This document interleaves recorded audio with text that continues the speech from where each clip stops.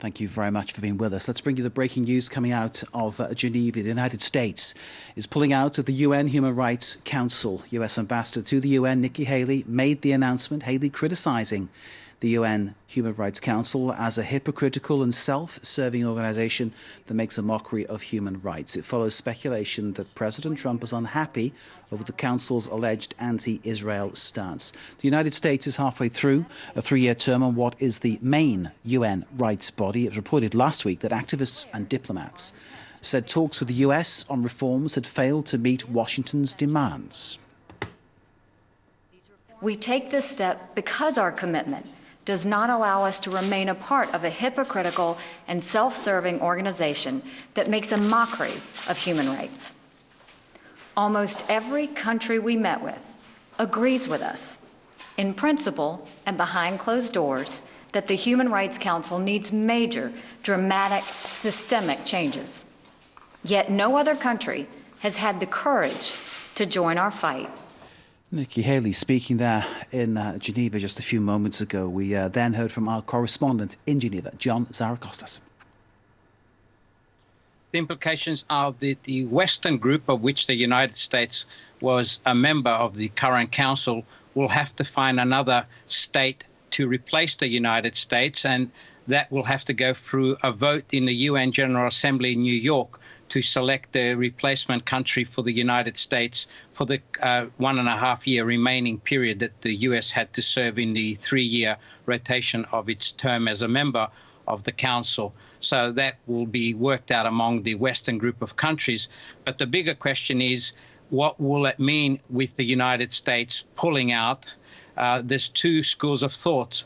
Speaking to members of the Council earlier this evening in anticipation of this, some said that it will do more damage to the United States not being a player in the Council. It will be having less of an effect to shape events in the Council. Others are saying that the exit of the United States will get the others to galvanize to save the institution. The third option is that powerful countries with leverage will fill in the void, countries like China. And already China has been very forceful in the Council on many issues that it objects to. So there'll be probably, with the exit of the US, less of a voice for human rights in the Council on a universal level. Is there anything in what the US is saying about the what its criticisms of the Council, John? Obviously, Haley there saying that it's hypocritical, self-serving, a mockery of human rights, and citing the fact that some of the worst abusers, her words, are actually part of it. Yeah, well, that's the way the Council members elect the membership. Each regional grouping has representatives. Africa has 13 members, Asia Pacific also 13, Eastern Europe 6, Western group 7, and the Latin Americans 8. So they elect, and then the people put forward get the vote. But the big issue is, and the US has been consistent in this, that there is a so-called Item 7 agenda item, and that is uniquely for Israel, criticizing Israel, and it's based on the occupied Palestinian and other Arab territories, and that's in every council session.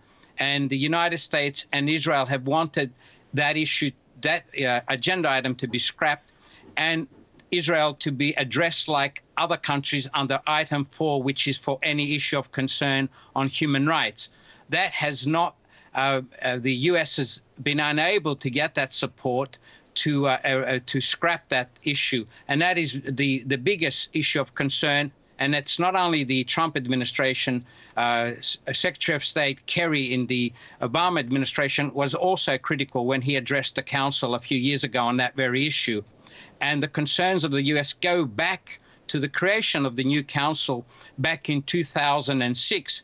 At the time, the United States voted against the creation of the new Council because it considered that countries without a democratic track record would be members, and also it was concerned about the bias against Israel. At the time, the ambassador in the UN was John Bolton, who today is the National Security Advisor of President Trump.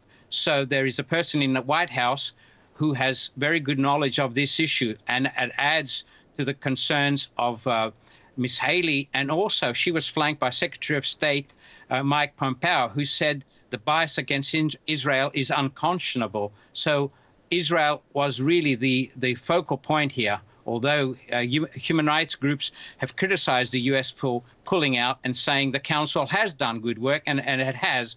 You've had excellent reports on human rights violations in North Korea. You have the Independent Commission of Inquiry on Human Rights Violations in Syria, and you have had special sessions on other violations. You've had 5 special sessions on Syria, sessions on human rights violations in Burundi, in the Congo, in Sri Lanka, and other trouble spots around the world.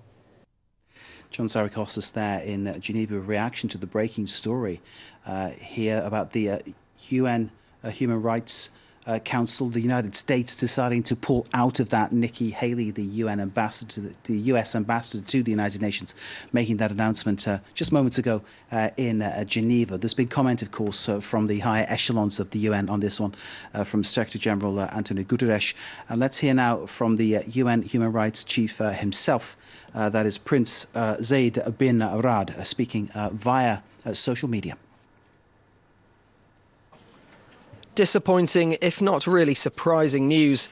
Given the state of human rights in today's world, the US should be stepping up, not stepping back. Stepping up, not stepping back. The words of the UN Human Rights Chief, Prince Zayed al-Rad. Will bring you more reaction to this breaking news. The US pulling out of the UN Human Rights Council. Next, Donald Trump faces a showdown with members of his own party who are concerned about the treatment of child migrants in the US.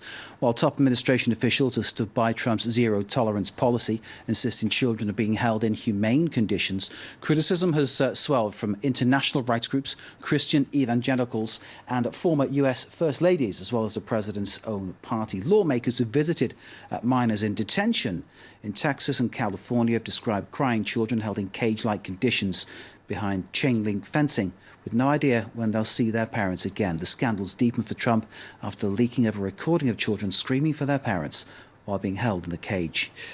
For more on this now, from Washington, David Smith.